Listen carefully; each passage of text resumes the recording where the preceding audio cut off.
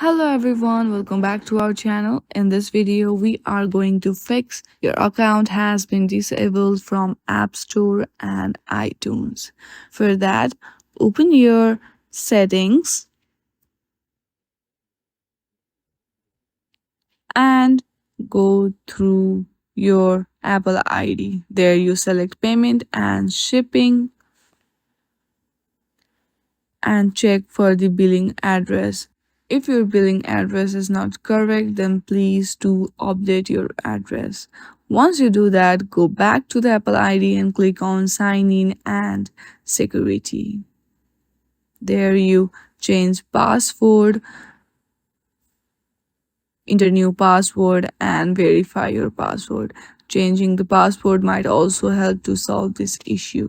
Thank you for watching this video. If you like this video, then please do not forget to subscribe our channel.